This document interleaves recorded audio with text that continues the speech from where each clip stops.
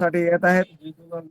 आनंद संप्रदायातूनच आपल्या अखिल भारतीय देवदत्त परिवार मधून घडलेले, ज्यांना 3.5-4 वर्षाच्या आधी आपल्या ग्रुपने बाल कीर्तनकार, पुढे भविष्यात तुम्ही कीर्तनकार व्हाल असा जो आशीर्वाद दिला, तो प्रत्यक्षात कृतीत उतरला.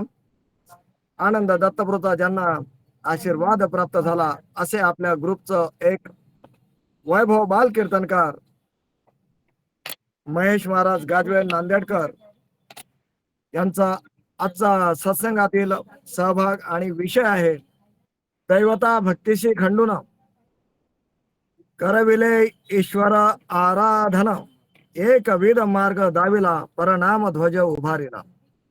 खूप सुंदर असा विषय घेऊन आलेला. सर्वांना विनंती करतो सर्वांगाचे कर्ण करून ऐकण्याची कृपा करावी आणि महेश महाराजांना विनंती करतो त्यांनी आपल्या सेवेला प्रारंभ करावा. आनंद देवदत्त, आनंद देवदत्त. सद्गुरु महाराज की जय. सर्वप्रथम सर्व गुरुबंधू गुरु भगिनींना माझा आनंद देवदत्त.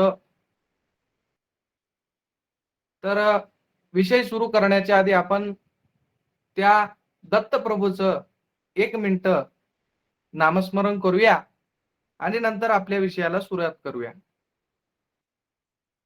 देवा दत्ता, देवा दत्ता, दत्ता, देवा दत्ता, देवा दत्ता, दत्ता, देवा दत्ता, देवा दत्ता, दत्ता, देवा दत्ता, देवा दत्ता, दत्ता, देवा दत्ता, अवधूता, दत्ता, देवा दत्ता, देवा दत्ता, देवा दत्ता, शहादत्ता, दत्ता, देवा दत्ता, देवा दत्ता. सद्गुरु महाराज की जय. ब्रह्मानंदम परमसुखदम केवलम ज्ञानमूर्तिम द्वंद्वातीतं गगनसदर्शं तत्त्वमस्यादिलक्षणम् एकं नित्यं विमलमच्चलं सर्वादिसाक्ष्यभूतं भवातीतं त्रिगुणरहितं सद्गुरु तन्नमामि. ध्यानमूलं गुरुमूर्ति, पूजामूलं गुरुपदम्, मंत्रमूलम गुरुवाक्य, मोक्षमूलम गुरुकृपा. सद्गुरुनाथ महाराज की जय. तर बघतो हो, खूप दिवसानंतर मला मेंढी मामांनी दत्तभक्त परायण ताराचंद महाराज असतील, दत्तभक्त परायण ज्येष्ठ कीर्तनकार बालाजी गुरुजी कवठेकर असतील, या सर्वांनी मला मिळून आज मला संधी दिली. आणि महाराज, आजचा दिवसही विशेष आहे. आजचा वैष्णव संप्रदायामध्ये एकादशी, भागवत एकादशी म्हणजे वैष्णव संप्रदायातील आजचा मोठा दिवस आहे. पण एकादशी म्हणजे काय नेमकं? आजचा दिवस एकादशी, मात्र एकादशी म्हणजे काय नेमकं? एकादशी कशाला म्हणावं? एकादशी म्हणजे काय? बरेच जण एकादशीला उपवास धरतात. आज धरलेलेच असतील, काही याच्यातच असतील जॉईन झालेले, उपवास धरलेले. काय जण केळे खाऊन असतील, काय जण सफरचंद खाऊन असतील, काय जण साबुदाणा खाऊन असतील, पोहे वगैरे वगैरे. उपवासाचा अनेक पदार्थ, फक्त मीठ बदला म्हणले 2-3 टाइम चालू द्या, असं उपवास महाराज चालू आहे. पण आपल्या संप्रदायामध्ये एकादशी कशाला म्हणतात? एकादशी म्हणजे 5 ज्ञानेंद्रिय, 5 कर्मेंद्रिय आणि 11वं मन, या 11 जणांवर ज्याचा ताबा आहे, ज्याला 11 जणाला वळता येते. जसं घोड्यावर बसल्याच्या नंतर आपल्याला घोडसवारी करायची आहे, पण त्या घोड्याची लगाम धरून आपल्याला त्याला ताब्यात ठेवावं लागते. त्याच प्रकारानं आपल्याला की 10 इंद्रिय आणि 11वं मन, सर्व इंद्रियांचा राजा मन, या मनाला सुद्धा आकळवून ठेवणं हीच ती एकादशी म्हणून सांगितली. प्रसादबन महाराज सुद्धा सांगतात, एकादशीवर त्यांचा अभंग सुद्धा आहे. दस इंद्रिय करा दमन, तीच एकादशी पूर्ण, वाउगाची उपवास, जीवा का देशी त्रास, ते हो करा एकादश, देव जोडे असयास. एकादश म्हणजे दस इंद्रिय दमन करा, तुम्हाला एकादशीचं फळ प्राप्त झालं. उपवास धरण्याची गरज नाही, आणि कोणतेही साधन करण्याची गरज नाही, असं प्रसादबन महाराज तुम्हा आम्हा सर्वांना सांगतात. तर बघतो आजचा विषय आनंद संप्रदायाचे परमागात परम महामेरू आनंद संप्रदाय ज्यांच्यापासून सुरुवात झाला. आनंद संप्रदाय खूप वर्षापासून आहे. बरेच जण म्हणतात आताच आहे, पण आधी अनादी काळापासून चालत असलेला हा संप्रदाय. आनंद मूळ बीज जाण, अंतरी करीतो मी तयाचे ध्यान, तयाची नामरूपातीत खून, आनंद आनंद मना.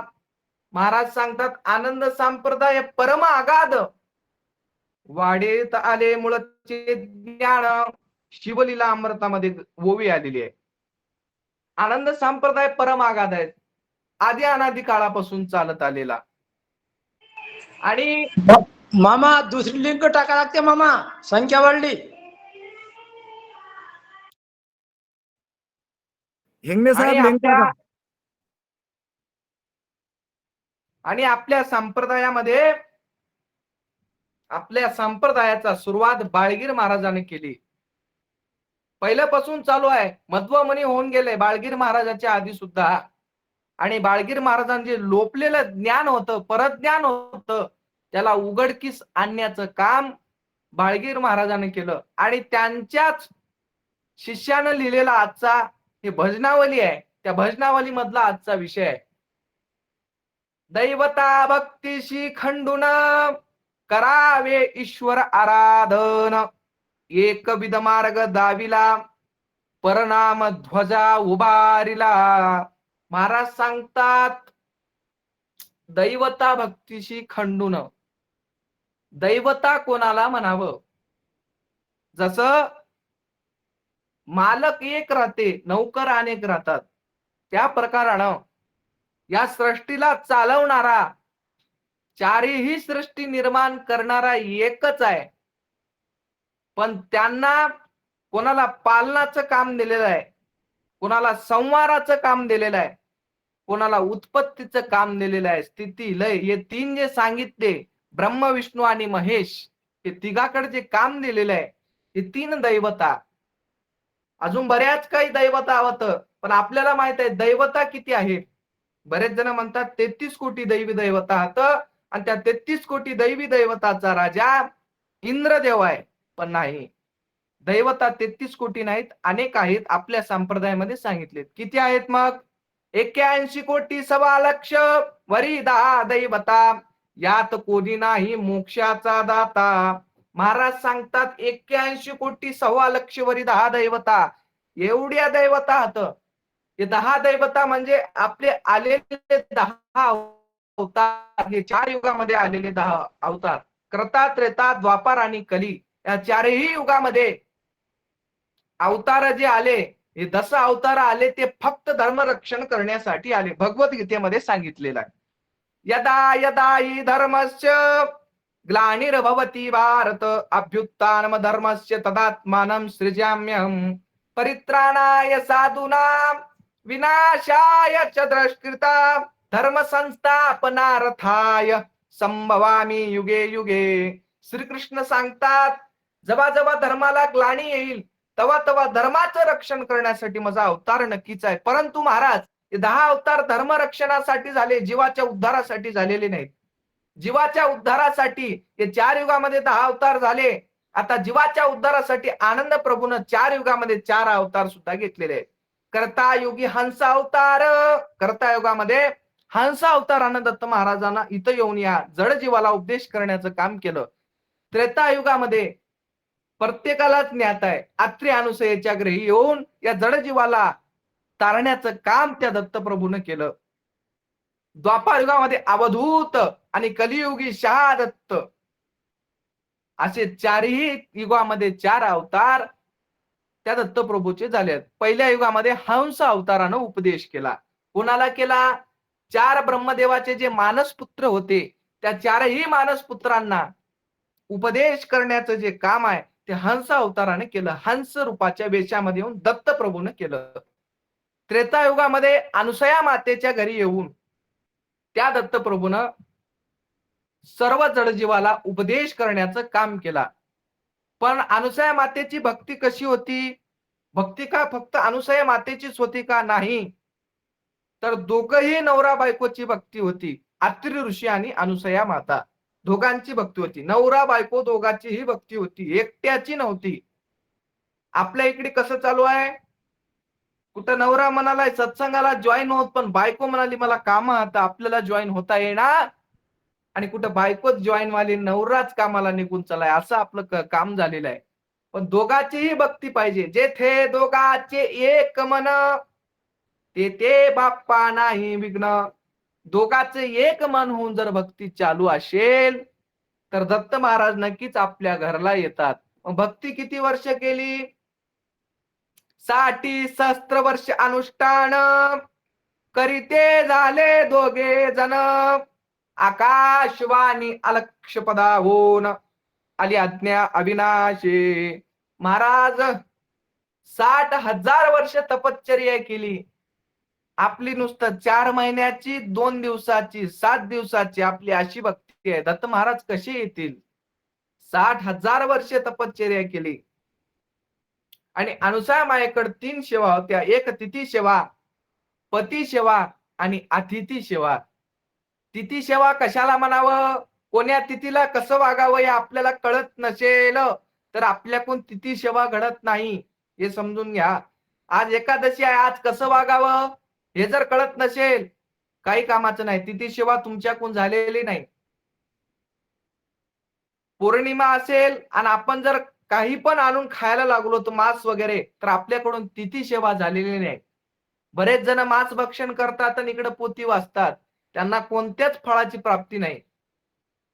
जीवहत्या उगीच का करता रे तुम्ही, मांस मजेने खाता. जीवहत्या उगीच का करता रे तुम्ही, मांस मजेने खाता. बाळगीर महाराज सांगतात तुम्ही जीवहत्या कशाला करता आणि मांस मजेने कशाला खाता? तुमच्यासाठी ईश्वराने 18 धान्य केले निर्माण, त्याशी अवश्य तुम्ही त्यागिता रे तुम्ही, मांस मजेने खाता. हे मांस सोडून, सप्तव्यसन सोडून आपल्याला भक्ती करावी लागते. त्याच्यानंतरच आपली भक्ती सफल झालेली आहे, नाहीतर आपली भक्ती सफल होऊ शकत नाही. सप्तव्यसन त्यागावे लागतात. तोटा चुन्ना त्यागावा लागतो, मद्यपान त्यागावं लागते, दारू पिणं त्यागावं लागते, मांस भक्षण त्यागावं लागते, तोटा चुन्ना, चाय सुद्धा व्यसनामध्ये येते. हे सर्व त्यागून आपल्याला त्या दत्तप्रभूचं चिंतन केल्याच्या नंतरच त्यांची प्राप्ती होते. मग महाराज हे 4 युगामध्ये 4 अवतार दत्तप्रभूचे. हंस अवतार त्रेतायुगामध्ये देवदत्त नावाचा अवतार, द्वापार युगामध्ये अवधूत नावाचा अवतार आणि कलियुगामध्ये शहादत्त नावाचा अवतार. कलियुगी अवतरले शहादत्त, चक्रधरा अशी उपदेश देऊनी दाखविला निजपंथ. आपल्या संप्रदायाला निजपंथ म्हणतात, मुळाचा पंथ आहे.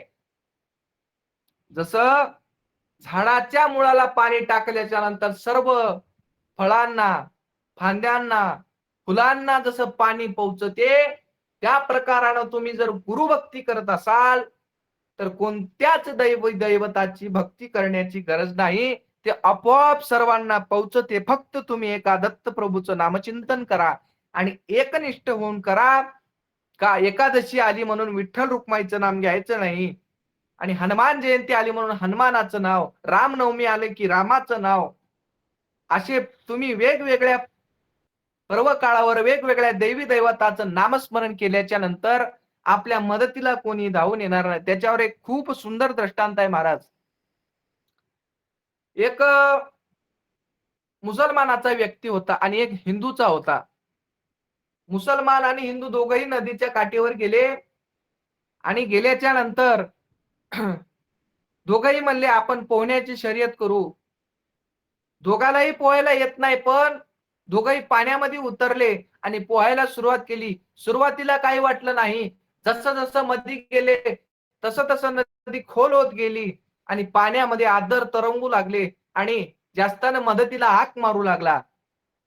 आपला हिंदूचा सुरुवातीला गणपती महाराजांचं नाव घ्यायला सुरू केला. श्री गणेशाय नमः, श्री गणेशाय नमः. गणपती महाराज काही धावून आले नाही. त्यांना म्हणला गणपती महाराज केव्हा येतील, तैस्तईच्या जवळ उंदराचा बाजार आहे, त्यानं केव्हा येऊन आपल्याला सोडून घेऊन जातील. म्हणून त्यानं त्यांच्या पित्याचं भजन केला, महादेवाचं भजन चालू केला. ओम नमः शिवाय, ओम नमः शिवाय. महादेव महाराज सुद्धा आले नाही. मात्र जे मुसलमानाचा होता ते फक्त एकच म्हणायचा, अल्लाह आ जाओ, अल्लाह आ जाओ. अल्लाह त्याचा आला आणि घेऊन गेला आणि आपलं हिंदूचे जो होतं ते इथंच बुडून मेलं. का सांगायचं, का एकनिष्ठ भक्ती जर असेल तर तुम्हाला धावून, त्यानं जर एकाच नामस्मरण केला असला तर नक्कीच त्याला धावून आले असते. पण त्यानं एकाच नामस्मरण केल्या नसल्यामुळं त्याच्या मदतीला कोणीही धावून आलेलं नाही. मग महाराज दैवी दैवता तर एवढ्या, आता मग भजन कोणाचं करावं आणि दत्त महाराजाचं का करावं. एक ओवी सुद्धा अजून आलेली आहे. अवतार उदंड होती, सवेची विलया जाती, तैशी नोये अवधूत मूर्ती, नास कल्पांती पावे ना. महाराज सांगतात अवतार उदंड होती, अन्य अवतार येती जाती, परंतु दत्तत्व संचले जैसे तैसे. अन्य अवतार आले महाराज आणि आपापलं कार्य झाल्याच्या नंतर निघून गेले. रामाचा अवतार झाला, रावणाला मारल्याच्या नंतर निघून गेला. श्रीकृष्णांचा अवतार झाला, कंसाचं वध केल्याच्या नंतर ते सुद्धा निघून गेले. अन्य अवतार सर्व आले. नरसिंह सुद्धा अवतार आला, हिरण्यकश्यपाचा वध करून ते सुद्धा निघून गेले. पण महाराज दत्त महाराजाचा अवतार असा आहे, ते एकदा आले तर वापिस गेलेच नाहीत. आसन घालून बसले. एका अभंगामध्ये सांगितले, देवाले निमित्ते आले सयान ऋषी, पाठविले त्यासी मोक्ष पदे, मोक्ष पदे. पाठविले त्यासी मोक्ष पदे, मोक्ष पदे. जीवाचा उद्धार करावया जान, घातिले आसन अनंत युगे, अनंत युगे. घातिले आसन अनंत युगे, अनंत युगे. महाराज दत्त महाराज आले, पण आसन घालून बसले या जड जीवाची, जड जीवाची करुणा येवोनी सद्गुरुनाथ. अवतार घेतला गंगात्री रायरात. जड जीवाची करुणा आली आणि दत्त महाराज इथं येऊन आसन घालून बसलेत. अशा प्रकारचं ते दत्त महाराजाचा अवतार आहे. मग महाराज दैवी दैवता कशात, दैवी दैवता कुठं आपल्याला लागल्या, तर आनंदाची सभा भरली महाराज.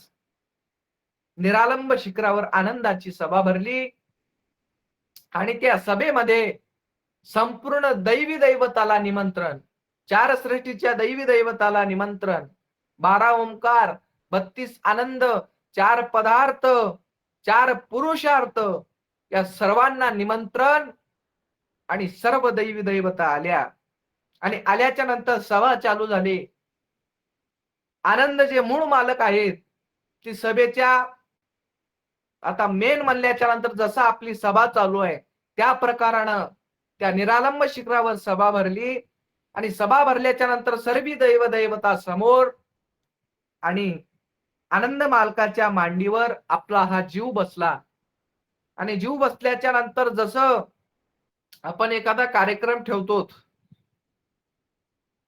लग्नाचा म्हणा किंवा आपला धार्मिक कार्यक्रम म्हणा, कोणताही कार्यक्रम ठेवल्याच्या नंतर सांगलेले लोक तर येतातच, पण न सांगलेले आगाऊचे जास्तच येतात.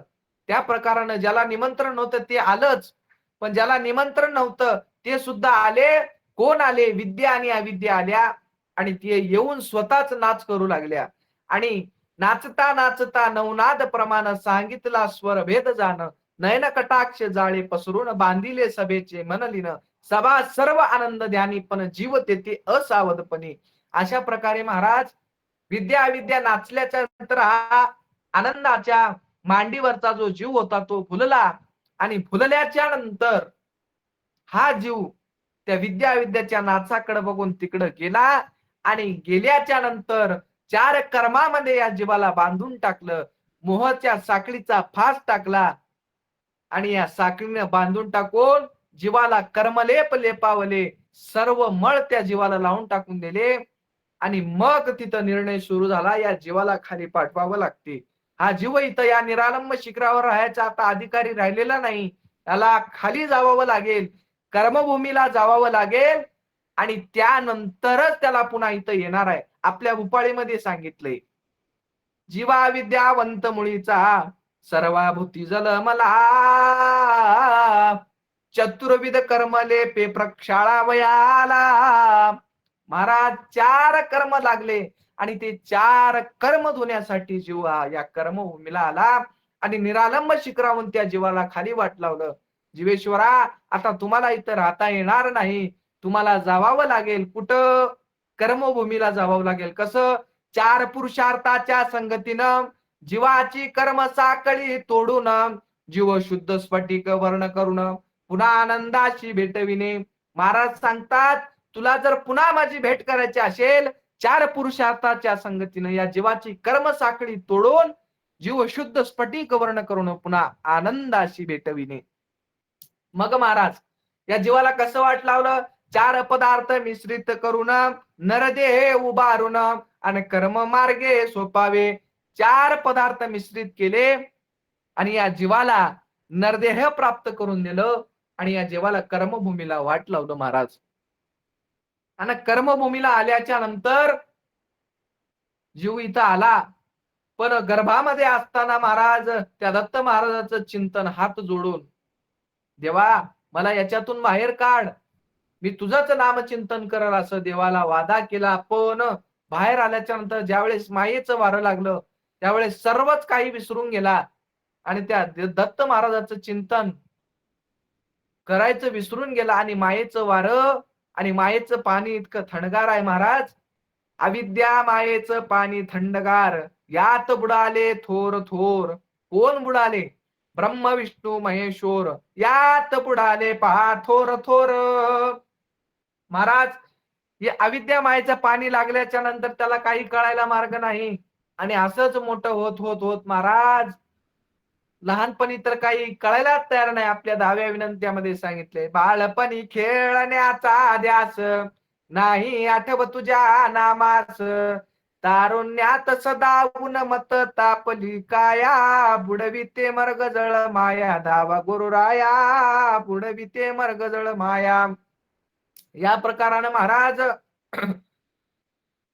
बाळपणी खेळण्याचा ध्यास नाही आठव तुझ्या नामास, तारुण्यात सदा उन्मत तापली काया.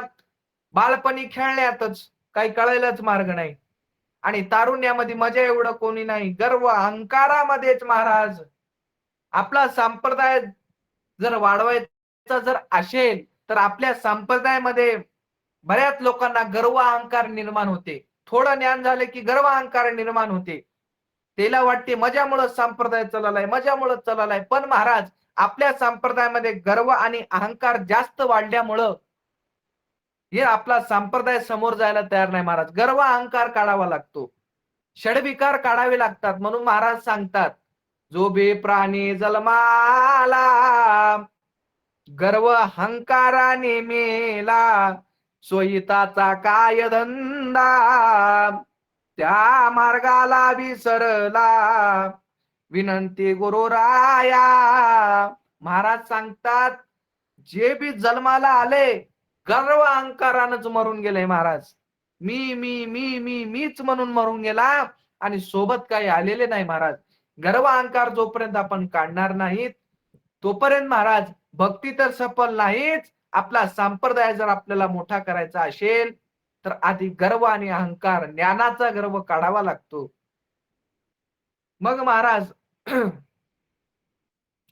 त्या दत्तप्रभूचं महाराज चिंतन आपल्याला करायचं आहे. जीव कर्मभूमीला आला विद्याविद्येच्या नाचेला बोलून आणि आल्याच्या नंतर महाराज तारुण्यामध्ये कळायला तयार नाही, बालपणामध्ये कळायला तयार नाही, वर्धपणामध्ये तर दम्म खोकला जरजरी. महाराज सांगतात आपल्या 4 आश्रम सांगितलेत.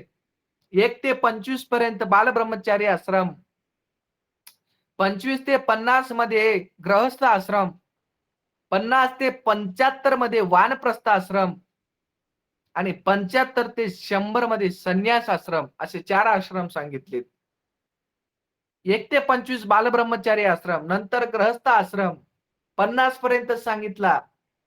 आपलं 55-60 झालं तरी आपला संसार सुटायला तयार नाही. वानप्रस्थ आश्रम नंतर सांगितला 50च्या नंतर. नंतर 75च्या नंतर संन्यास आश्रम सांगितला. काही म्हातारे तर असे आता महाराज 75 नाही 80 जरी झालं मला नातू बघू द्या पंतू बघू द्या म्हणालाय, अजून संसार सोडायला तयार नाही. पण 75च्या नंतर संन्यास आश्रम सांगितला. त्या 4 आश्रमाचं पालन आपण नक्कीच केलं पाहिजे महाराज. या जीवनामध्ये येऊन 4ही आश्रमाचं पालन आपल्याकडून झालं पाहिजे. मग महाराज बालब्रह्मचारी आश्रम, गृहस्थ आश्रम, वानप्रस्थ आश्रम आणि संन्यास आश्रम हे 4 आश्रम या जीवनामध्ये आपल्याला सफल करावे लागतात. याच आचरणानुसार या आश्रमानुसार आपल्याला वागावं लागते. मग महाराज बालपणी कळायला तयार नाही तरुणपणामध्ये तर असंच गर्व अहंकारामध्ये निघून जाते आणि वृद्धपण आल्याच्या नंतर आता दम्म खोकला जरजरी म्हणले महाराज. म्हातारपण खाटेवरे दम्म खोकला जरजरे तेथेही झोपलाशी झोपण्याची तुला लई खुशी. महाराज सांगतात तुला झोपण्याची लई खुशी झाली म्हणून हे झोप सुद्धा महाराज माणसाला सुधरू देत नाही, म्हणून झोपण्याची तुला लई खुशी महाराज सांगतात. मग महाराज या जीवनामध्ये आल्याच्या नंतर बालपणापासून जर भक्ती केलात तर खूप महत्व आहे. बालपणापासून भक्ती ज्यावेळेस आपल्याला कळते तेव्हापासून आपण भक्तीला सुरुवात करावी. ज्यावेळेस आपल्याला कळालं कोण खरा आहे कोण खोटा आहे आपल्याला कळाल्याच्या नंतर बालपणापासून भक्ती करायला काही हरकत नाही. बरेच जण म्हणतात बालपणी गुरु करायला काय, गुरु कोणीही करू शकते महाराज. आपल्या संप्रदायात तसं नाही. गुरु कोणालाही करता येते, अधिकार घेता येते आणि नंतर नामस्मरण करता येते. का? कारण आपले अनंत जन्म झालेले आता महाराज. मनुष्य जन्म काही फुकट लाभलेला नाही. हे मनुष्य जन्म येण्यासाठी 83,99,999 जन्म आपल्याला फिरावे लागले. त्यानंतरच आपल्याला हा मनुष्य जन्म प्राप्त झालेला आहे. शेवटची पाळी एक मनुष्य जन्म, चुकलिया वर्म फेरा पडे. महाराज सांगतात ही शेवटची पाळी आहे. आता याच देही गडे देवाचे भजन आणि कहे ज्ञान नाही कोठे.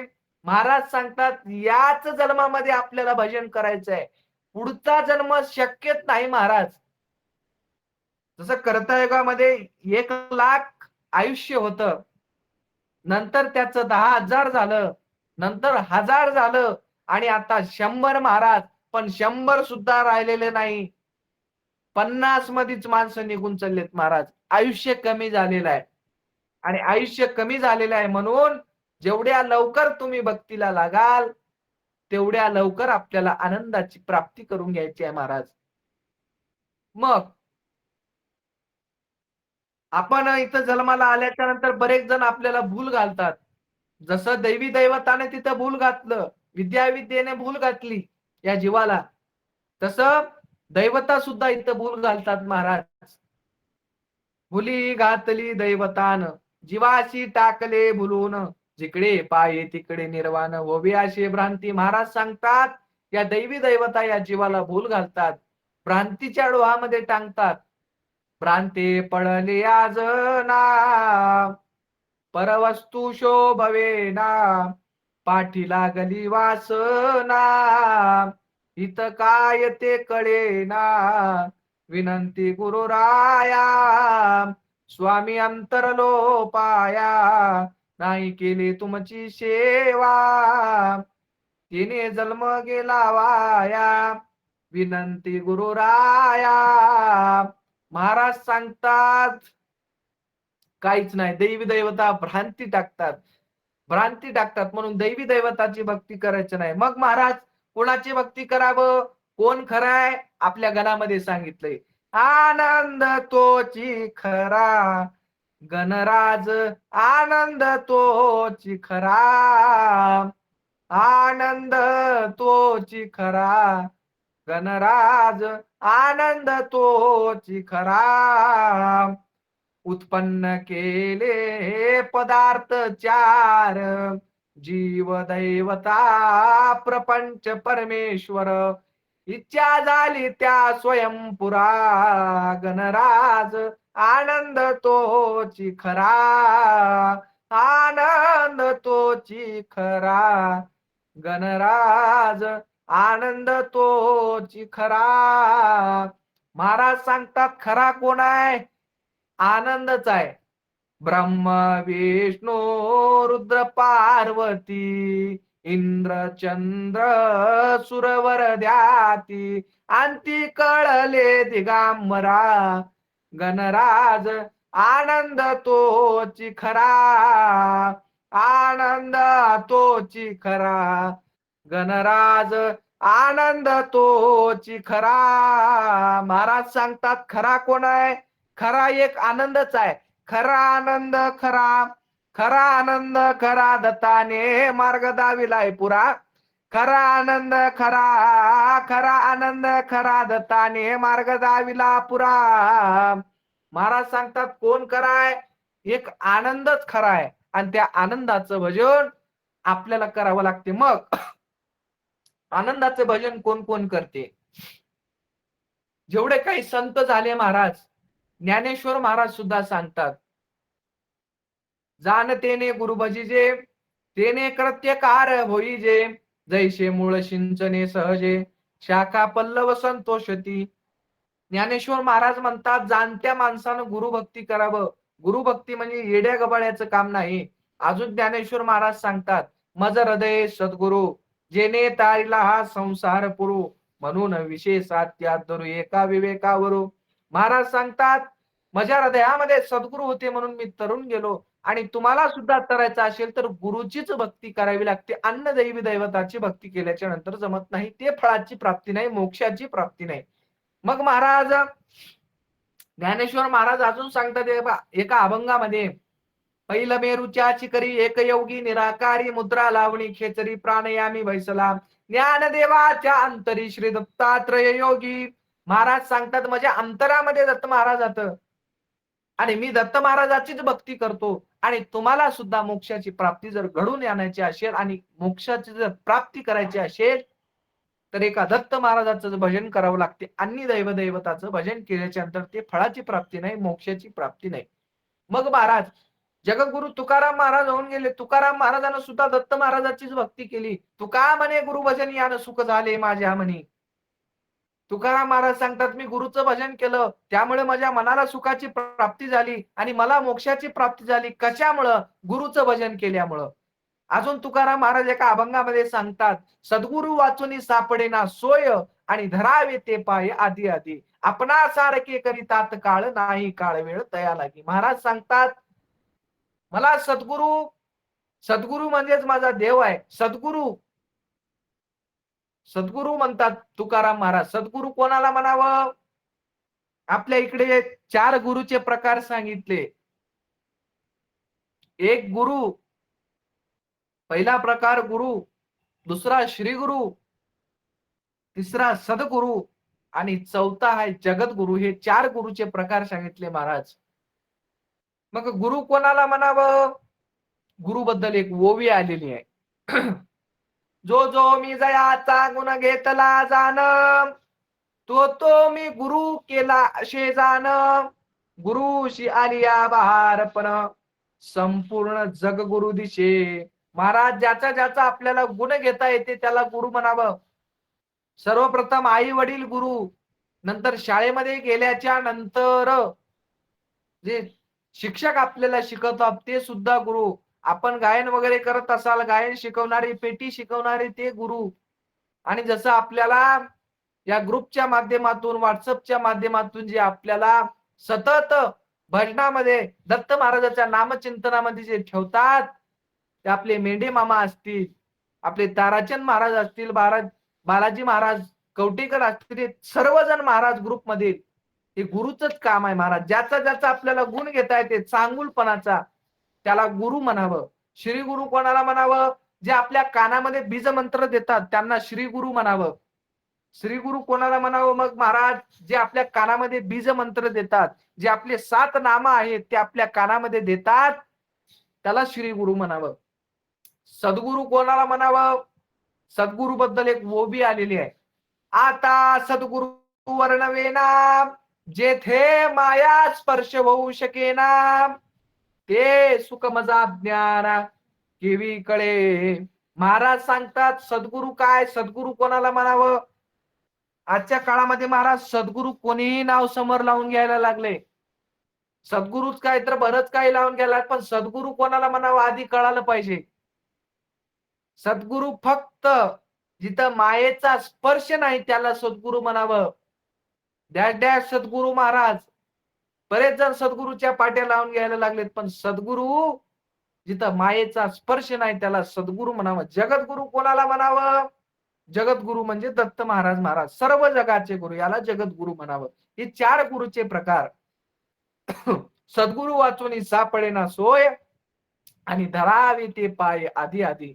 ज्ञानेश्वर महाराज सुद्धा सांगतात. महाराज हरिपाठामध्ये अजून सांगतात, त्रिगुणासार निर्गुण हे सार, सारा सार विचार हरिपाठ.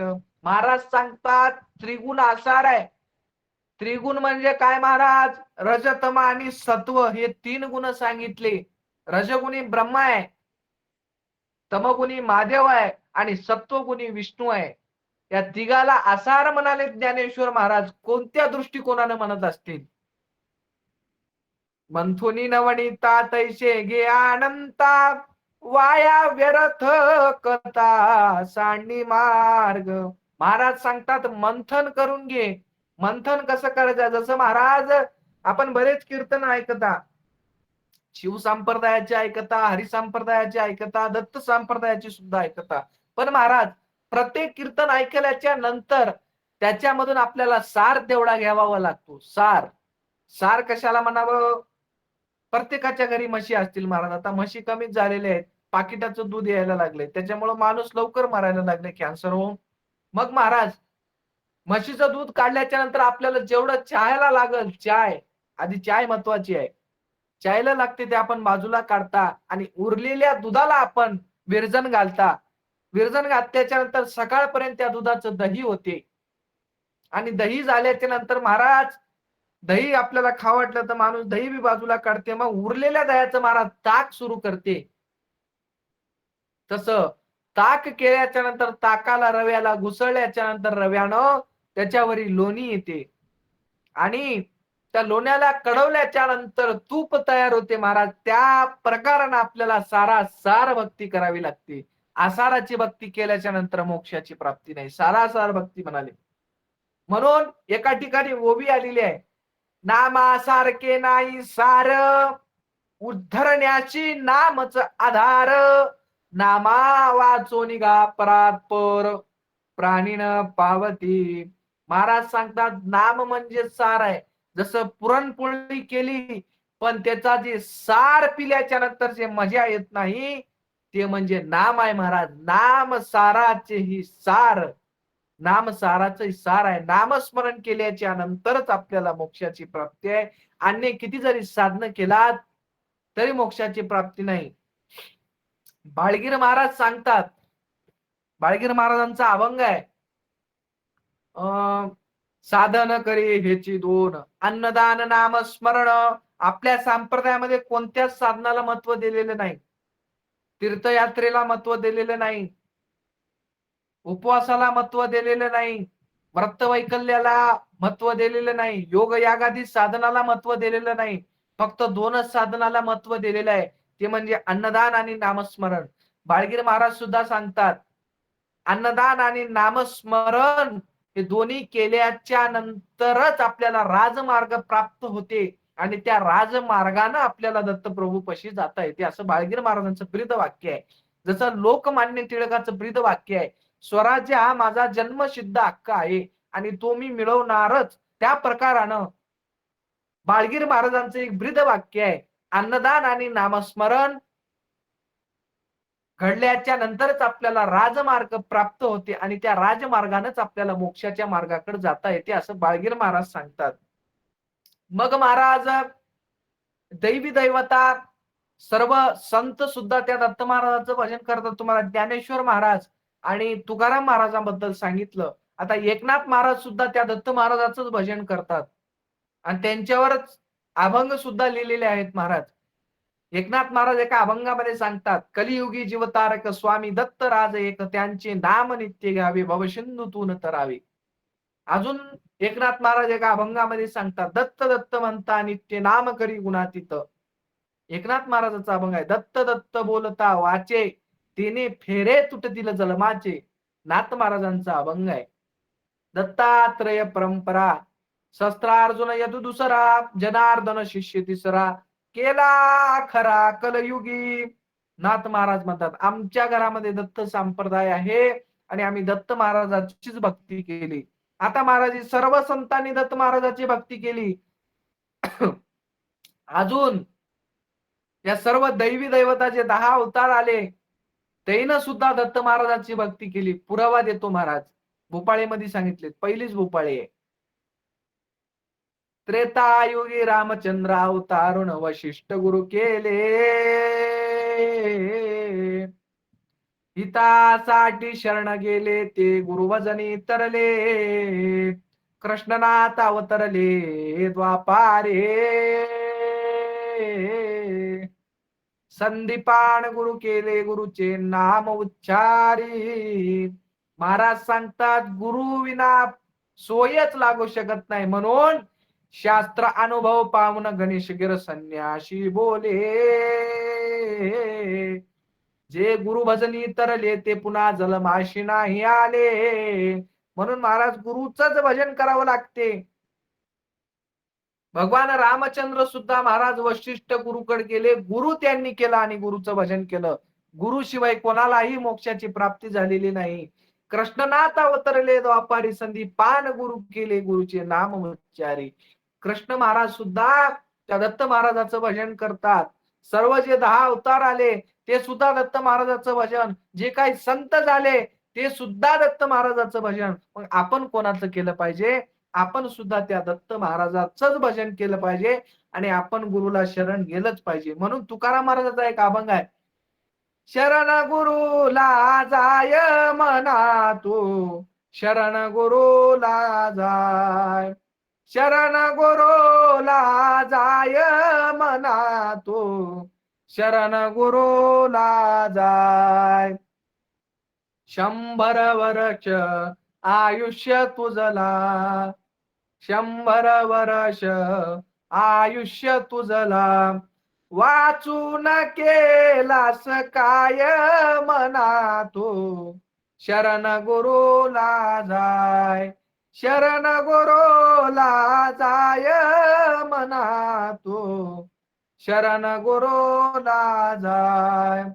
शस्त्रान्याय जरी तू केला, क्षमा करील गुरु माय मना तू, शरण गुरुला जाय, शरण गुरुला जाय मना तू, शरण गुरुला जाय.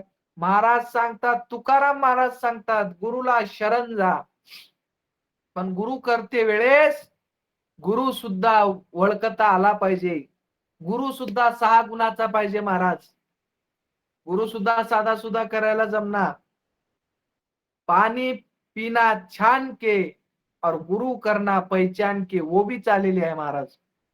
अजून महाराज सांगतात, गुरु थोर म्हणावा की देव थोर म्हणावा, आधी नमस्कार कोणाशी करावा, मज वाटते सद्गुरु थोराशे, तयांच्या कृपा प्रसादे आनंद भेटे. मग महाराज गुरु करत असताना गुरुजवळ 6 गुण पाहिजे. आपण गुरु करायला निघालात पण गुरु आधी शोधावा लागतो. गुरुजवळ पहिला गुण पाहिजे समसमान. गुरु सर्वांना समसमान पाहिजे. सर्व आभूती समसमान, चैतन्य स्वरूप व्यापक गहन, कोठे नाही आणि कोण हे लक्षण गुरुचे. राजा असो, रंक असो, स्त्री असो, पुरुष असो, असो भल्या जातीचा, सर्व कोणी जरी असलं, राजा रंक जरी असला तरी गुरुला समसमान पाहिजे म्हणून सांगितले महाराज. मग दुसरा गुण काय सांगितला? दुसरा गुण स्वातंत्र्यपण सांगितला. दुसरे ते स्वातंत्र्यपणतेची ओळखणे बरेपणे जाणावे. परमेश्वराचे स्वतंत्रपण कैसे, घडोमड करी संतोषे, नाना उपाधीच्या वेगळा आशेदीचे, सर्व करून या करता. महाराज गुरुजवळ दुसरा गुण स्वातंत्र्य पाहिजे. गुरु स्वातंत्र्य पाहिजे. गुरु पारतंत्रामध्ये जमणार. गुरु स्वातंत्र्य म्हणून दत्त महाराज सुद्धा सांगतात, भक्ता वाचून सर्वता जाण, एरवी नशे मी कोणाच्या स्वाधीन, नाना जपतप केली दान, अन वैष्णव हे जगदात्मा. महाराज हे दुसरा गुण स्वातंत्र्य. पण गुरुजवळ तिसरा गुण पाहिजे निरापेक्षता. म्हणजे गुरुला कोणतीही अपेक्षा जमणार, पैशाची जमणार, गाडीची जमणार, जमिनीची जमणार, कोणतीच अपेक्षा जमणार. गुरु निरापेक्ष पाहिजे. अपेक्षा नाही जयाशी, इच्छा हेतू नाही मानसी, निरंजन पदाचा रहिवासी परमेश्वर तो.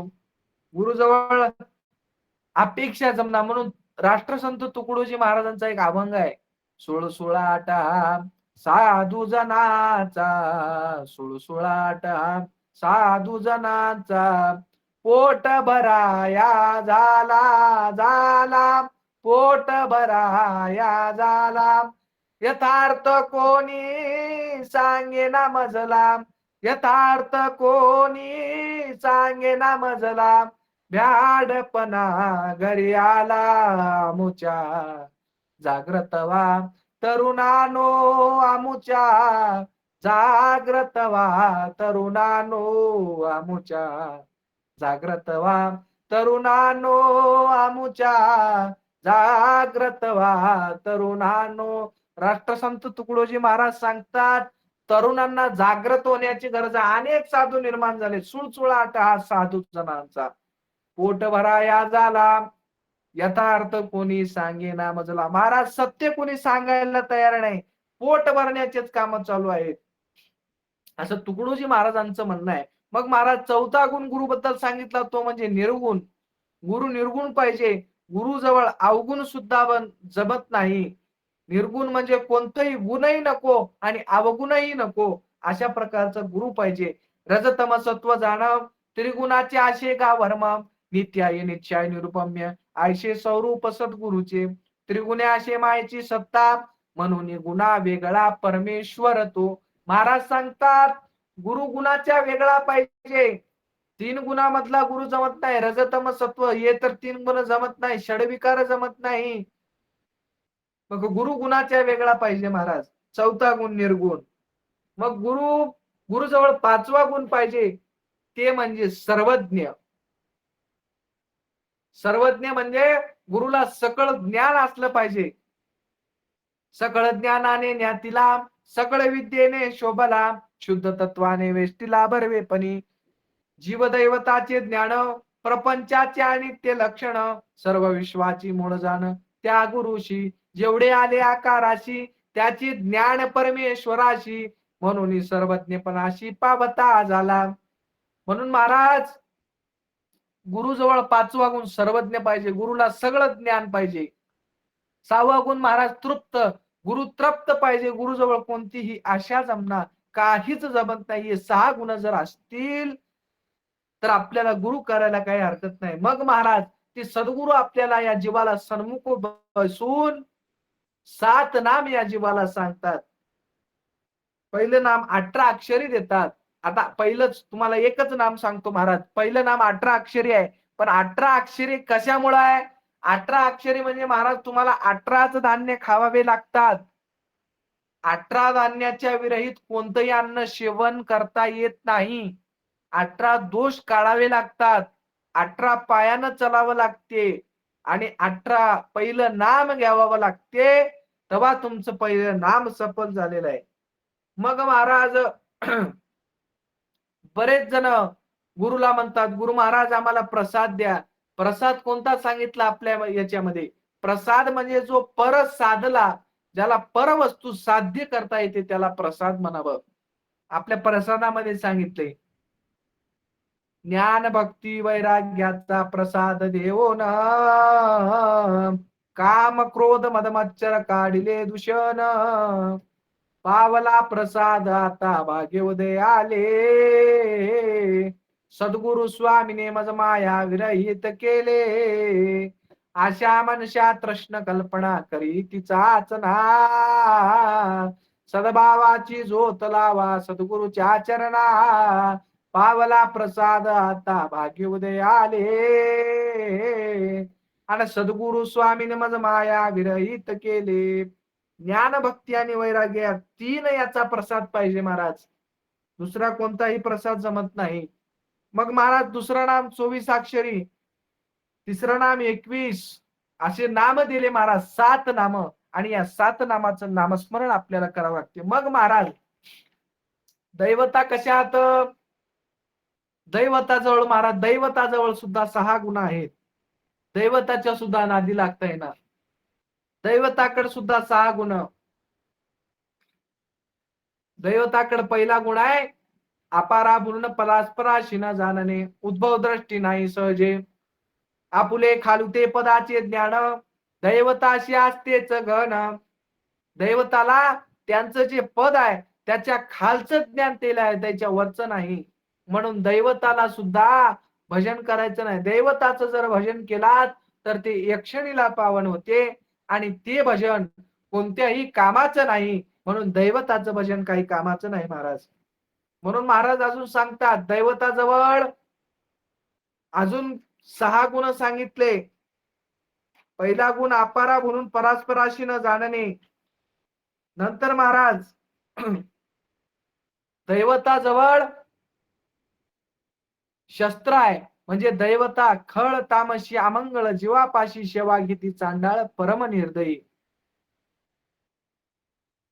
दैवताजवळ खळ आहे, तामशी हात, अमंगळ हात महाराज. तामशी हात म्हणून त्याच्याजवळ शस्त्र आहे. दैवता निर्नायक आहेत महाराज. या जीवाला जन्म मृत्यूचं फेर भोगाव्या लावतात. म्हणून दैवताचं भजन करताय ना महाराज, दैवताला बाजूला करून त्या एकाच दत्तप्रभूचं नामचिंतन आपल्याला करावं लागते. त्यानंतरच आपल्याला मोक्षाची प्राप्ती होते.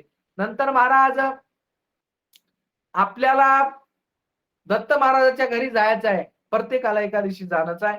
पण जात असताना 7 रस्ते सांगितले महाराज. आपल्या संप्रदायामध्ये 7 रस्ते सांगितले. पहिला रस्ता अज्ञानाचा. अज्ञान म्हणजे ज्ञान नाही. बुडत्वांबा वाच्या डोळे, संकल्प विकल्प संदेह प्रवर्तक होय. महाराज सांगतात अज्ञान जीव कोणाला म्हणावं? अज्ञानी म्हणजे जे जे काही देवाला नवस करतात त्याला अज्ञान जीव म्हणावं. अज्ञानी जीव महाराज. जेवढे काही नवस करणारे जीव आहेत ते अज्ञानाच्या रस्त्यात महाराज. मोक्ष कशाला म्हणावं? जीवाला अविद्या कोण्या ठिकाणी लागली? त्या दत्त महाराजाला प्राप्त करण्यासाठी कोणतं भजन करावं? गुरुला का शरण जावं या ज्ञानाला कळेना. याला अज्ञान म्हणावं महाराज. अज्ञान म्हणजे नवस करणारे. नवस करायला एकटं जाते, फेडायला टेम्पो भर माणसं घेऊन जाते. हो द्या म्हणते खर्च. जे नवस करतात महाराज, तिरुपतीला जाऊन टकलं करून यायचं, माझं असं असं नवस पूर्ण होते. जे जे काही नवस करणारे लोक आहेत ते सर्व अज्ञानाच्या रस्त्याचे. दैवता भक्ती केली पाहू कोण्या ठाया, आणि आयशे ब्रह्मले मूळ प्राण्या त्याशी अज्ञान म्हणावे. जे जे दैवताची भक्ती करतात सर्व जीव अज्ञानाच्या रस्त्याचे महाराज. अज्ञानाची भक्ती इच्छिती संपत्ती, तयाची हे चित्ती बोध कैसा, तयाची हे चित्ती बोध कैसा. अज्ञानाची भक्ती कामिक भावना, तयाची हा ध्याना देव कैसा, तयाची हा ध्याना देव कैसा. महाराज सांगतात अज्ञानाची भक्ती आहे. अज्ञानाच्या भक्तीमध्ये फक्त कामिक भावना, काही मिळालं तर भक्ती करतो, नाही तर तसं भक्ती करत नाही. ही अज्ञानाची भक्ती महाराज. नंतर दुसरा रस्ता बुद्धाचा. अबुद्ध म्हणजे नाही सुबुद्धी, लागला परोक्षवाद्याच्या बुद्धी, उद्धारण्याची नाही बुद्धी, आणि युगानयुगे प्रवर्तला. अबुद्धी म्हणजे त्याच्याजवळ स्वतःची बुद्धी नाही, दुसऱ्याची बुद्धी घेऊन जे भक्ती करते, दुसऱ्याला चितळत राहते. महाराज कोणाची भक्ती करावी? आपण आधी ग्रंथ वाचले पाहिजे, सर्व सारासार निवडलं पाहिजे, त्यानंतर आपल्याला भक्ती करावी लागते महाराज. हे अबुद्धाचा रस्ता. अबुद्धाचा रस्ता. दैवताच्या झाला स्वाधीन, विषयाच्या झाला आधीन, करती महायज्ञ जाण, मात्र मूळ मार्ग कळेना. हे अबुद्धाचा रस्ता महाराज. या रस्त्याने गेल्याच्या नंतर सुद्धा त्या दत्तप्रभूची प्राप्ती नाही. तिसरा रस्ता एकनेशी. एकनेशी म्हणते ती म्हणते मी एकटाच करावं. नंतर महाराज चौथा रस्ता सांगितला ते म्हणजे व्यापक. मी तूपणाचा भेद, याचा आवड म्हणे छंद, आप्त अनाप्तता विषण्ण, आणि व्यापकपणे जाणावे. पाचवा रस्ता निरानंद. निरानंद गुरु पाचवा, जीवाशी अभ्यास विभरवा, आनंद प्राप्तीचा ठेवा, कदापि प्राप्त न होय. सहावा रस्ता सांगितला तृप्त. अतृप्त असावा गुण जीवाशी लागला झाला, प्राप्ती नाही दिगंबराची कोण्या पदार्थे. या जीवाला अतृप्त जीव आहे महाराज. किती जरी पैसा धन धान्य जरी आलं तरी माणसाला अजून येवावंच वाटते. म्हणून महाराज सकळ प्रतीचे राजे आले आता, तरी तृप्तता नाही चित्ता, कोठ्यावधी भांडारा असते तरी तृप्तता नाही जीवाशी. महाराज सांगतात या जीवाला तृप्तताच नाही. सकळ पृथ्वीचं जरी राज्य दिलं तरी माणसाजवळ तृप्तता नाही. तृप्त नावाचा विषयच नाही महाराज. तृप्त महाराज फक्त माणूस जेवजेपर्यंतच होते. हा पोट भरलं म्हणते फक्त, अजून थोड्या वेळानं भूक लागली म्हणते. तात्पुरती तृप्तता फक्त जेवणामध्ये आहे. पैशामध्ये महाराज तृप्तता नाही. किती जरी जमीन दिली तरी तृप्तता नाही. तृप्त जर या जीवाला करायचं असेल तर फक्त त्या दत्तप्रभूचं नामचिंतन करूनच आपल्याला तृप्तता प्राप्त करता येते. मग महाराज दैवता भक्तीशी खंडून म्हणजे दैवताला बाजूला करायला सांगितलंय, दैवताला मध्ये येऊ द्यायचं नाही. मग दैवताची आपण बरेच पूजा करतो, फुलं तोडतो, फुलं वाहतो, अष्टगंध लावतो, अक्षदा लावतो, आरती ओवाळतो, उदबत्ती लावतो, दिवे लावतो. पण महाराज पूजा करावी पण कशी करावी? आपल्या पूजा अष्टकामध्ये सांगितलंय. सद्गुरो सका पावना घरी, आजचा दिन सोनिया परे, करोनी सख्या शुद्ध वासना, बैसलो गुरु चरण पूजेला. महाराज सांगतात आपण आता गुरु केल्याच्या नंतर गुरुला घरी बोलवता, पण गुरुचे पाय कोणत्या पाण्याने धुवायचे? जलावडे पाय धुतिलो, श्री पल्लवे चरण पुशिलो, पदांगुष्टा लाविलो चना, बैसलो गुरु चरण पूजेला. गुरुला घरी आणल्याच्या नंतर प्रेमाच्या पाण्यानं आवडीचं जल आणायचंय आणि त्याच्यानं पाय धुवायचे आहेत.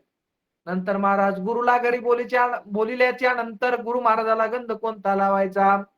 उगाळो नये कठीण वासना, काढिले तवा दिव्ये चंदना, अंग मरदोने लावी सजना, बैसलो गुरु चरण पूजेला. महाराज सांगतात गुरुला गंध कोणता लावायचा? कठीण वासनेचा गंध लावायचा. गंध कसा लावायचा? भावने पदे गंध लाविता, साजरे वरे भक्ती अक्षरा, वाहोनी तया आत्मसुमना, बैसलो गुरु चरण पूजेला. महाराज गंध लावायचा पण भावनायुक्त गंध लावायचा, नुसता गंध लावायचा नाही. गुरु महाराजाला भावनेतनं गंध लावायचा. ते गंध तुम्हाला त्या गुरु महाराजाला पोहोचला. मग गुरु महाराजाला आपण कठीण वासनेचा गंध, आवडीचं जल आणि बसायला आसन आणि नैवेद्य कोणतं दिलं, वासनेचं नैवेद्य, हे नैवेद्य देऊन गुरु महाराजाला आपण अशी तृप्तता करायची, अशी पूजा आपल्या पूजा अष्टकामध्ये सांगितलंय. मग महाराज भक्ती करत असताना भक्ती फक्त दत्त महाराजाचीच केली पाहिजे, का केली पाहिजे तुम्हाला सांगितली. ज्ञानेश्वर महाराजांनी तीच भक्ती, तुकाराम महाराजांनी तीच भक्ती, सर्व संतांना तीच भक्ती आणि 10 अवतारानं तीच भक्ती. मग महाराज भक्ती एकाचीच करावी लागते, अनेकाची केल्याच्या नंतर जमत नाही. एकनिष्ठ भक्ती पाहिजे. त्याचं सुद्धा तुम्हाला दृष्टांत सांगितलं महाराज. मग दैवता भक्तीशी खंडून दैवताला बाजूला करावं लागते, दैवताच्या मध्ये जाता येणार. पण आपल्याला कसं वाटते, जर आपण एकादशीला उपवास जर आज धरणार गेलो तर आपलं कसं होईल, आपल्या घरामध्ये विघ्न येतील का, शिवरात्रीला जर आपण उपवास धरणार गेलो महादेव महाराज आपल्यावर कोपतील का, असा आपला प्रश्न निर्माण होते. गोकुळाष्टमीला जर अजून उपवास धरणार गेलो तर आपलं कसं होईल, श्रीकृष्ण महाराज आपल्यावर कोपतील का, असं आपल्याला वाटते. पण हे सर्व बाजूला करावं लागते. दैवी दैवता दैवता भक्तीशी खंडून करावे ईश्वर आराधन. एकाच ईश्वराचं म्हणजे त्या आनंदाचं आपल्याला भजन करायचं आहे महाराज.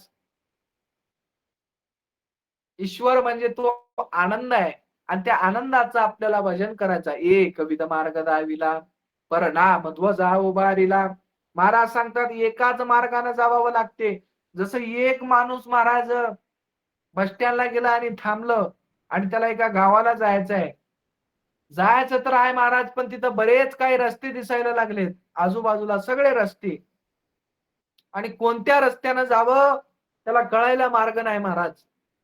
एक एसटी आली निघून चली, दुसरी एसटी आली निघून चली. एक माणूस त्याला आला आणि विचारायला लागला, का हो तुम्हाला कुठे जायचं आहे. त्यावेळेस त्यानं सांगते बरेच काही तर रस्ते दिसायलेत महाराज, या रस्त्यानं जावं की त्या रस्त्यानं जावं. पण ते माणूस म्हणला या रस्त्यानं जा, ते म्हणला या रस्त्यानं जा. बरेच माणसं त्याला भेटले आणि एक जण म्हणला कोणत्याही रस्त्यानं जा, एकाच जागी तुम्ही जाऊन पोहोचता.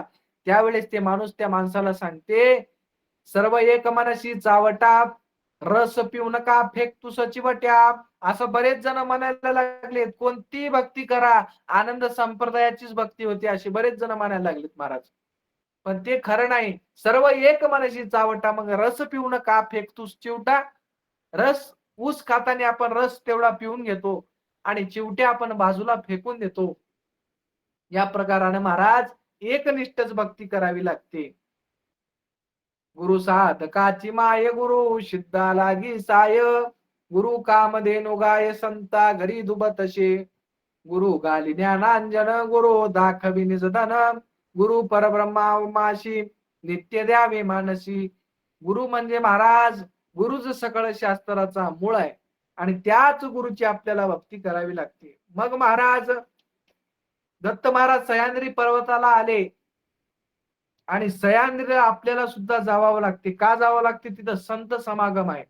बरेच जण आता गुरुपौर्णिमेला जाणारच होतं माहूरला, जा काही हरकत नाही, पण महाराज तिथं संत समागम आहे.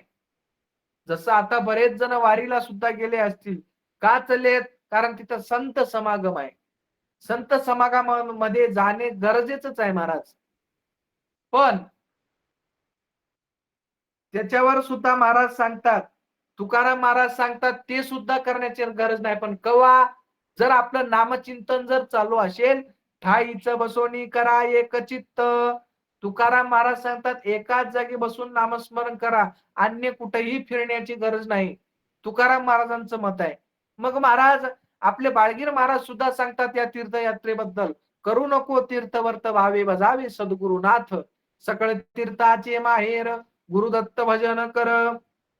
उपवासाबद्दल सुद्धा बाळगीर महाराज सांगतात, सार्थकाची वेळ पुन्हा येणार नाही, दयाळा येणार नाही.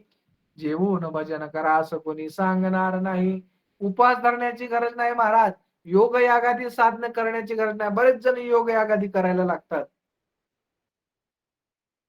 योगाच्या बळावरी एक योगी महाराज 1400 वर्ष जिवंत राहिला होता. त्याचं नाव होतं चांगदेव महाराज. चांगदेव 1400 वर्ष योगाच्या बळाने जिवंत राहिला पण 4 वर्षाच्या मुक्ताईला शरणागती पत्करावी लागली. मुक्ताई त्याला काय सांगते? म्हणे मुक्ताई जाण चांगया अंतरीची खूण, जा सद्गुरूला शरण तुझ नेतील तारुण.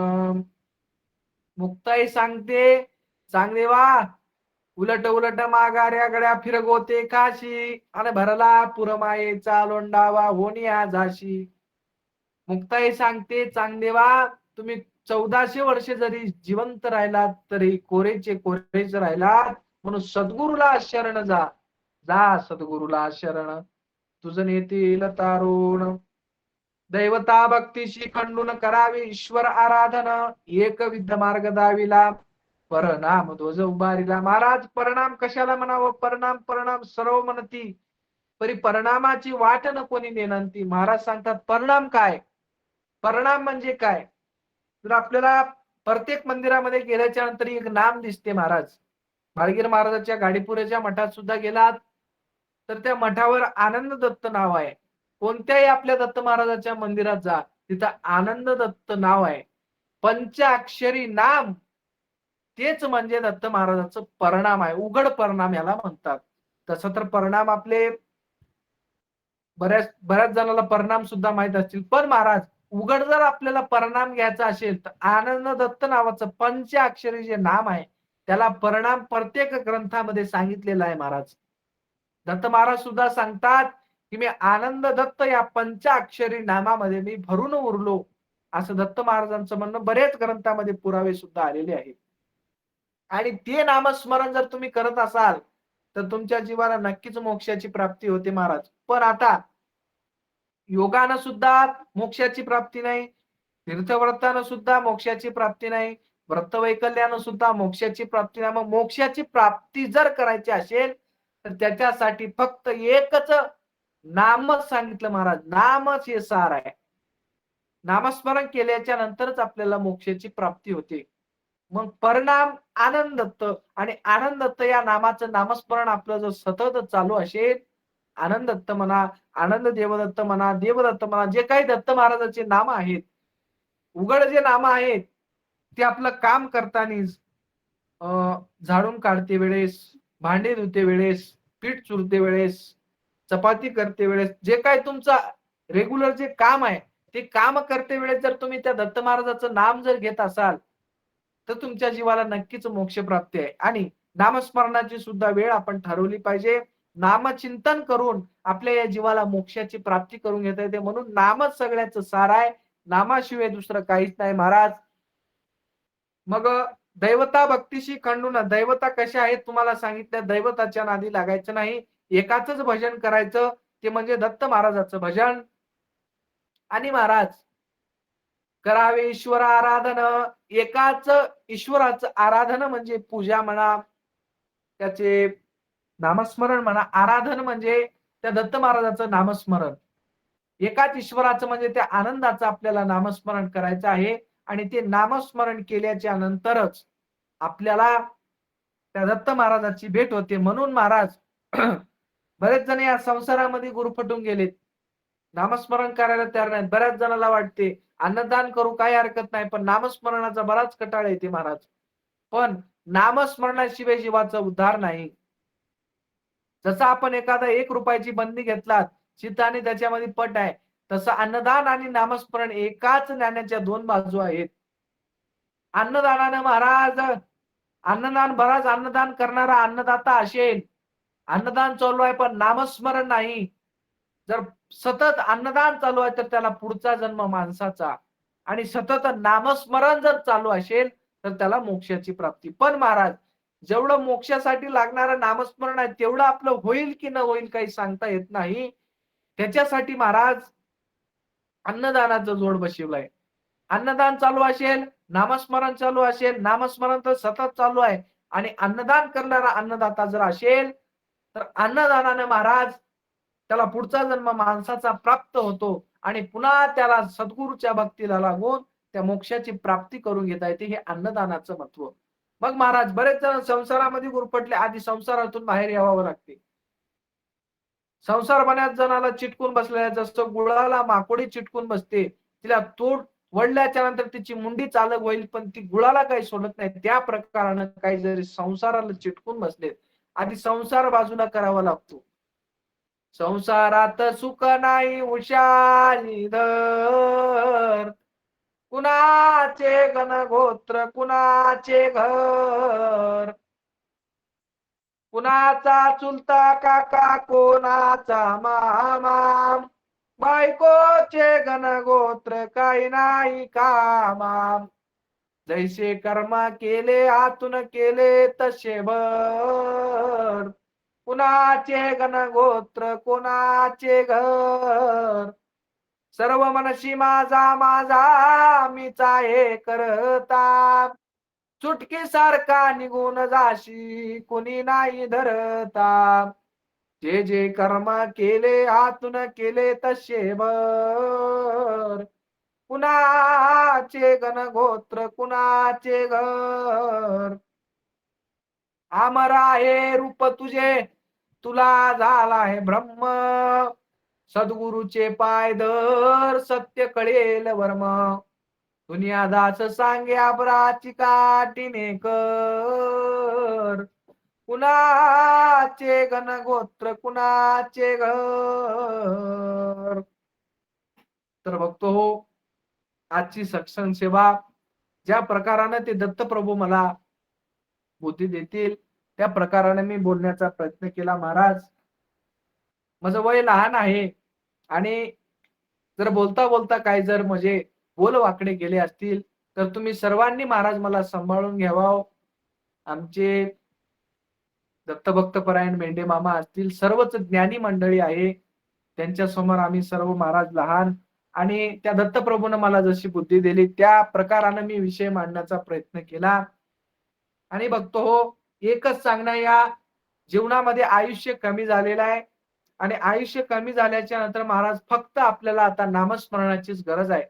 म्हणून गेल्या 5 वर्षापासून महाराज चालू असलेला आपला अविरत सत्संग सेवा मेंढे मामा आवर्जून दरवेळेस प्रत्येकांना संधी देत असतात आणि यावेळेस मला संधी प्राप्त करून दिली त्याबद्दल मेंढे मामांजीचे धन्यवाद, ताराचंद महाराजांचे धन्यवाद, बालाजी महाराज गुरुजी कवठेकर असतील त्या सर्वच ज्ञानी मंडळींचे धन्यवाद. आणि एवढे बोलून महाराज मी माझे 2 शब्द संपवतो, सद्गुरु चरणी समर्पित करतो.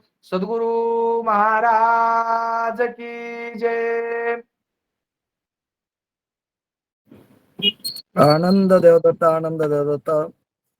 अशा प्रकारे आज आपली जी सत्संग सेवा निरंतर चालू आहे 5.5 वर्षापासून, आजच्या सेवेमध्ये पुष्प गुंफण्यासाठी आपल्याला लाभलेले दत्तभक्तपरायण महेश महाराज गाजवे नांदेडकर, ज्यांना आपण 3.5-4 वर्षाच्या आधीच आपण भविष्यात महान कीर्तनकार बनाल हा ग्रुप आपल्या ग्रुपनं दिलेला त्यांना आशीर्वाद, आणि त्यांनी तो आशीर्वाद बापू सक्सेस झालेला आहे. तुम्ही सर्वांनी दिलेला आशीर्वाद सक्सेस झालेला आहे महाराज.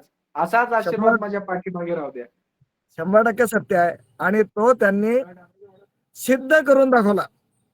ते फार महत्वाचं आहे. आशीर्वाद मिळाला बरोबर आहे, पण त्या आशीर्वादाचं चीज करणं हे सोपं नाही. ते महेश महाराजांनी करून दाखवलं की खरंच तुमच्या शब्दाची माझ्याजवळ किती किंमत आहे आणि मी कसा महाराज बनेल, मी कसं वागेल, मी कसा चालेल, की कसा सत्याच्या मार्गाने चालेल, आनंद संप्रदाय कसा श्रेष्ठ आहे, आनंद नाम कसं बहुश्रेष्ठ आहे, याच्यामुळे कसा जीवाला मोक्ष मिळतो याचा पूर्ण लेखा जोखा आज या सत्संगातून महेश महाराजांनी मांडलेला आहे. खूपच सुंदर असं प्रबोधन. असं वाटत नव्हतं हा सत्संग आहे, असं वाटत होतं की आपण कीर्तनात बसलेलो, फक्त वाद्यच तेवढं कमी होतं, बाकी सूर कीर्तनाचेच होते.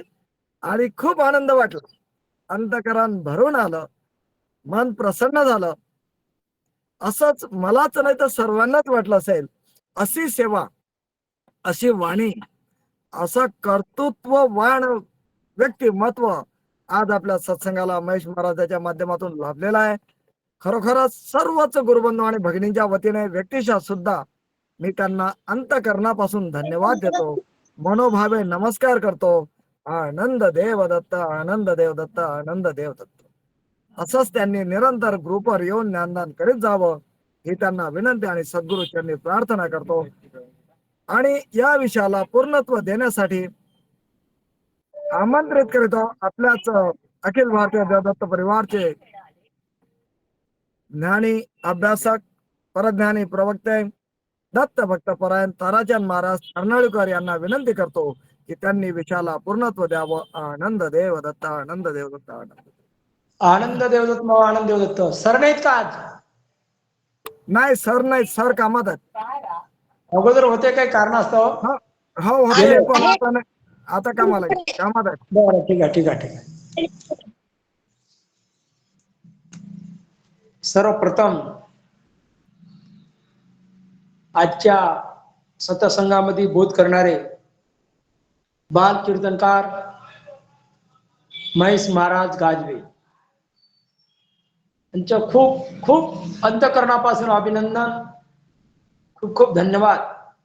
खरोखरच ज्याला परज्ञान म्हणतात, आनंद संप्रदाय काय सांगतात की देवतेची भक्ती करू नये, तर भक्ती कोणाची करावी? ते आनंद दत्तप्रभूची करावी, एकनिष्ठतेने करावी. या विषयावर निवडलेला जो अभंग जो आहे खरोखरच अवर्णनीय आहे. देवता भक्तीशी खंडून करविले ईश्वर आराधन. अशा प्रमाणे जो आराधना गुरुदत्त प्रभूची करत असेल, आनंद दत्त प्रभूची देवता भक्तीच खंडन करून, तर त्यालाच मार्ग मिळेल आणि तोच मार्ग दाखवेल आनंद संप्रदायाचं. आणि परिणाम ध्वजा उभारल्या, एकविध मार्ग दाखविला, परिणाम ध्वजा उभारल्या. या विषयावर, या अभंगावर खूप छान माहिती दिली. सुरुवातीला तर महेश महाराजाविषयी स्तुती म्हणा, गुणगान करावं असं वाटतं. महेश महाराजांनी वाक्य असं वापरलं, मी लहान आहे, मूर्ती लहान परंतु कीर्ती महान. मूर्ती लहान पण कीर्ती महान. तर पहा, सुरुवातीला नदीचं म्हणा, गंगेचं म्हणा, जे मूळ असतं याचं छोटं पात्र असतं, आणि परंतु जशी जशी ती नद समोर जाते त्या नदीचं पात्रता वाढते, आणि तीच नद म्हणा, गंगा म्हणा, एक जीवनदायिनी बनते. अशा प्रमाणे महेश महाराज गाजवे आनंद संप्रदायासाठी जीवनदायिनी म्हणा, ज्ञानबोध करणारे, संप्रदाय वाढवणारे खरोखरच बनलेले आहेत.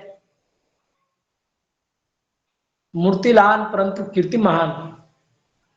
अखिल भारतीय देवदत्त परिवाराने दिलेला आशीर्वाद, दत्तप्रभूची कृपा, याच्यात मुळे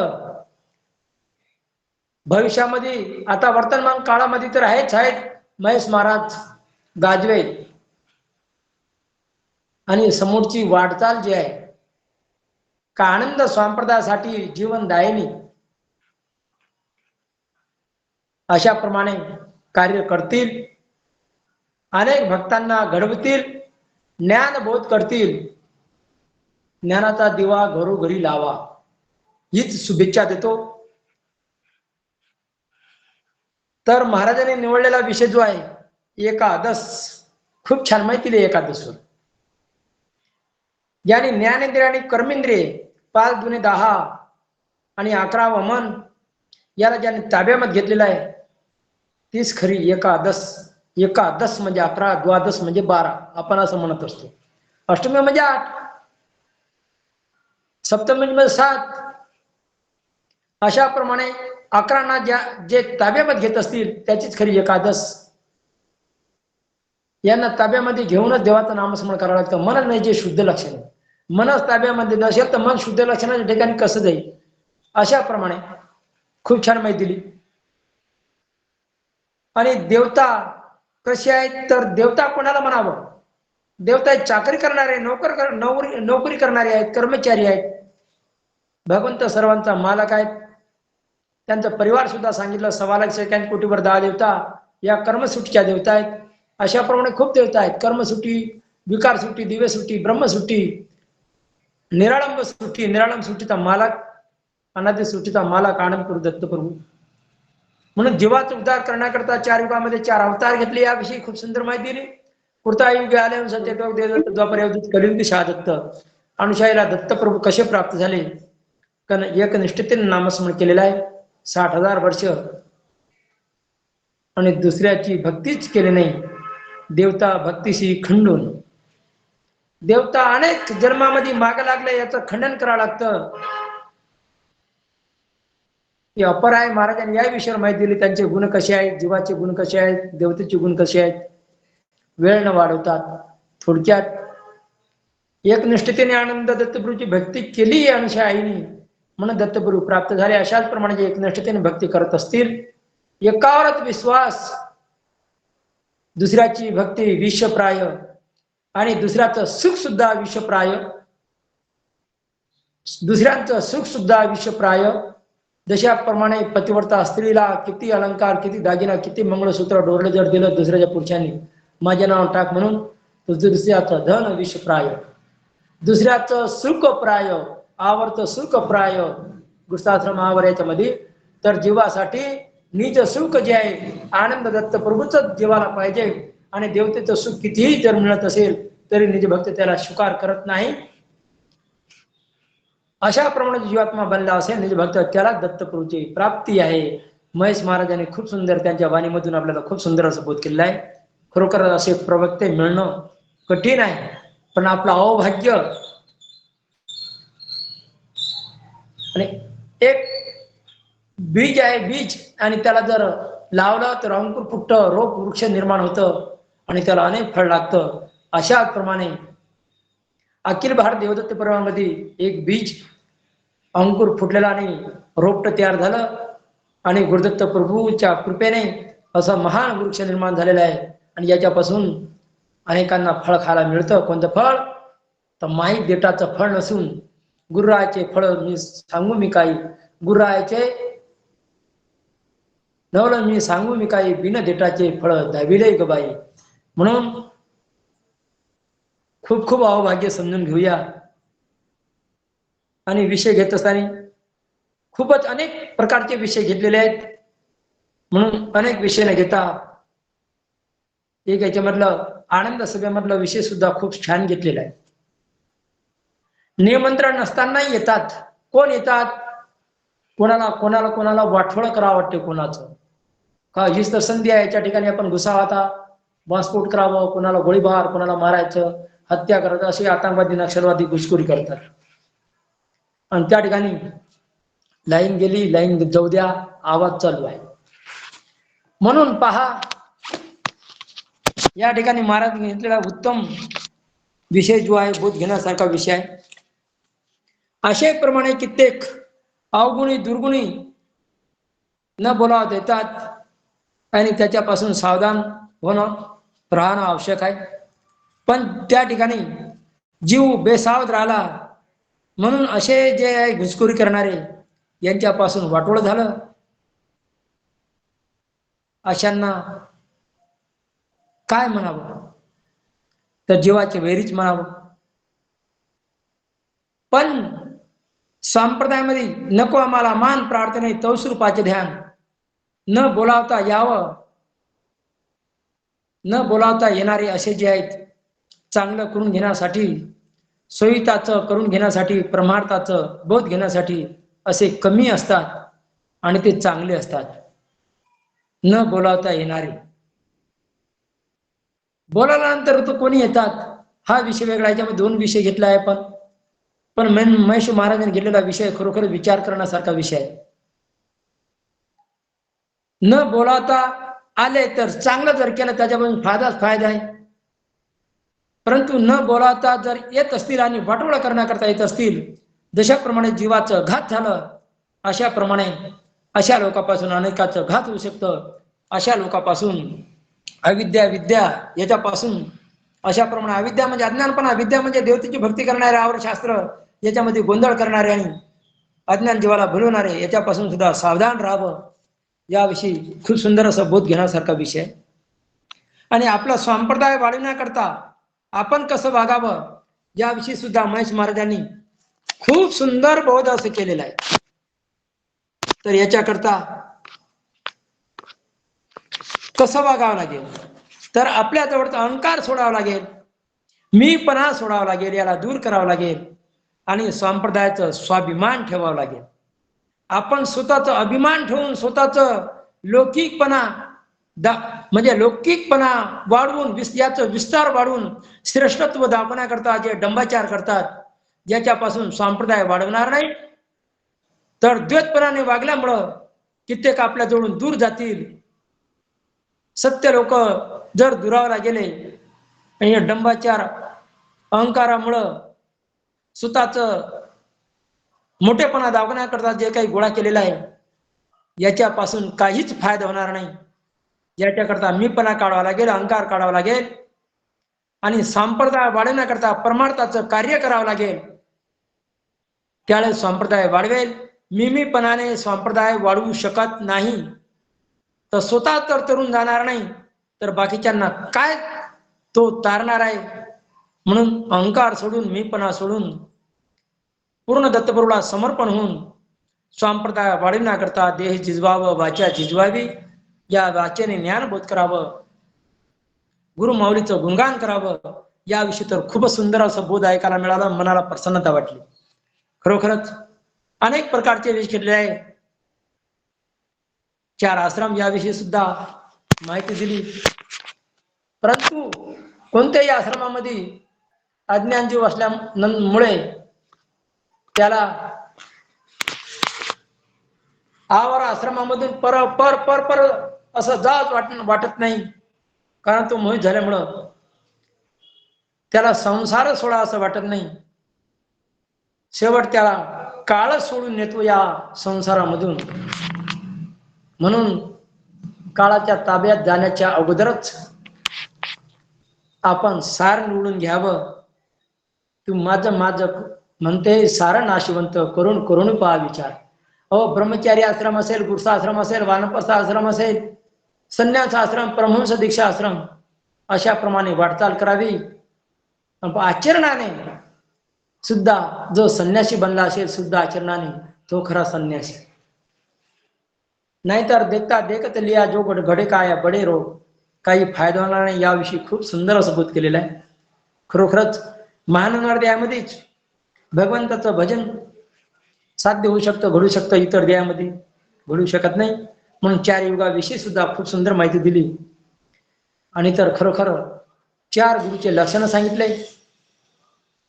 गुरु कोणाला म्हणावं? आई वडिलांना सुद्धा गुरु म्हणावं, शिक्षकांना ते सुद्धा ज्ञान देतात, शिक्षक गुरु त्यांना सुद्धा गुरु म्हणावं. याविषयी सुंदर माहिती दिली. आणि श्री गुरु कोणाला म्हणावं? प्रथम गुरुविषयी बोध केलेला आहे महेश गाजू महाराजांनी. खरोखर घेण्यासारखा विषय आहे. आता गुरु दुसऱ्या क्रमांकाचा गुरु ज्यांनी बीज मंत्र दिलेला आहे, तो सुद्धा गुरु. आणि तिसरा गुरु, आता सद्गुरू आपण 4थ्या नंबरवर घेऊ. महाराजांनी आता कधी कधी विषय मागे पुढे मला माझ्या सांगण्यामध्ये बदल होऊ शकतो, परंतु विषय तर एकदम सत्य आणि करेक्ट बरोबर. तर जगद्गुरु कोणाला म्हणावं? जो पूर्ण जगाचाच गुरु आहे. या जगामधली एकही शक्ती त्याचा गुरु होऊ शकत नाही. आणि त्याच्यापासून आनंद संप्रदाय निर्माण झालेला आहे. मूळ जो आहे आनंद संप्रदाय स्थापन करणारा, आनंद मार्ग दाखवणारा आणि आनंद संप्रदायाचं बीज नाम देणारा तो जगद्गुरु, तोच आहे दत्तगुरु. या जगामध्ये, या ब्रह्मांडामध्ये, या विश्वामध्ये त्याचा दुसरा कोणताच गुरु नसावं, तोच सर्वांचा गुरु असावं. अनंत शून्याच्या मात्यार्थ तेरा आहे दत्तात्रय दत्त दिगंबर. तो आहे जगद्गुरु, तो पूर्ण विश्वाचा गुरु, जगाचा गुरु. त्याचा गुरु या जगामधली एकही शक्ती नाही किंवा एकही गुरु होऊ शकत नाही. त्याचा गुरु जर दुसरा असेल तर तो जगद्गुरु, त्याचा हा शिष्य झाला. तो पूर्ण जगाचा गुरु होऊ शकत नाही. जगामधल्या एखाद्या व्यक्तीपासून, एखाद्या शिष्या, एखाद्या भक्ती करणाऱ्यापासून जर अनुग्रह जो घेणार असेल तो जगद्गुरु नाही, जगामध्ये आणखीन त्याला बोध करणारा मला नाम देणार आहे तो जगाचा गुरु. त्याचा वरचा गुरु जगामधला दुसरा कोणीच नाही, तो असाच आहे गुरु दत्त गुरु. जय जय गुरु दत्त गुरु. त्याला कोणी नाम दिलं?